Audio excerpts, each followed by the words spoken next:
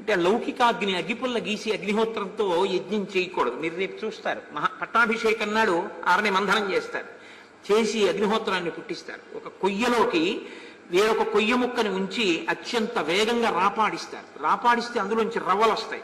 దాన్ని దూత్తో పట్టుకుంటారు. పట్టుకుని దాన్ని మెల్లిగా కొబ్బరి పీచులో పెట్టి జ్వాల రగులుస్తారు. రగల్చి దాన్ని తీసుకెళ్లి యజ్ఞంలో స్థాపిస్తారు.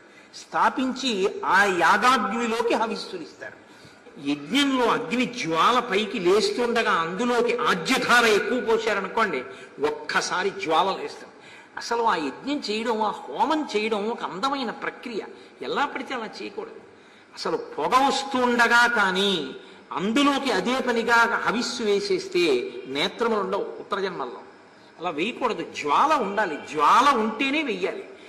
ఆ జ్వాల ఉన్నప్పుడు హోమం చేసేటప్పుడు మంత్రం చెప్పేవాళ్ళు చెరువు అంటారు. చెరువు అంటే హవిస్సు. హవిస్సు ఇచ్చేటటువంటి వాళ్ళు ఆజ్యం అంటే నెయ్యి ఇచ్చేవాళ్ళు. ఈ ముగ్గురిది ఏకీకృతం అవ్వాలి, ఒక్కటిగా నిలబడాలి. వాళ్ళు నమో నారాయణాయ స్వాహ అనేటప్పటికీ ఈయన ఆజ్యం వెయ్యాలి, ఆయన చెరువు వేయాలి. చెరువు అంటే హవిష్యం, ఆ పదార్థం వెయ్యాలి.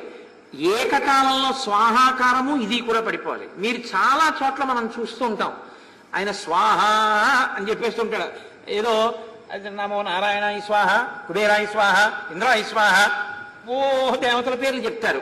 మీరు సమంత్రకంగా దేవతల పేర్లు చెప్తే వాళ్ళు వచ్చి చేయి చాపుతారు. ఏది హవిస్సేది, నెయ్యేది? దేవతల్ని అవమానించినట్టు అవుతుంది. స్వాహాకారం చెప్పినప్పుడు మంత్రానికి అందుకుని హవిస్సు వేసే వాళ్ళని పెట్టుకోవాలి. పెట్టుకుని యజ్ఞం చెయ్యాలి, ఓ హోమం చేయాలి. అంతేగాని హోమం చేశామంటే చేశామని హోమం చేయకూడదు. ఎప్పుడూను జ్వాల చూసుకుంటూ ఉండాలి, జ్వాల రగులుతూ ఉండాలి. సుహృతంబులయ్య శిఖులు కళ్యాణమిక్కాలముందంటారు పోతన గారు. ఆ అగ్ని జ్వాల ఎంత లేస్తే అంత మంగళకరం.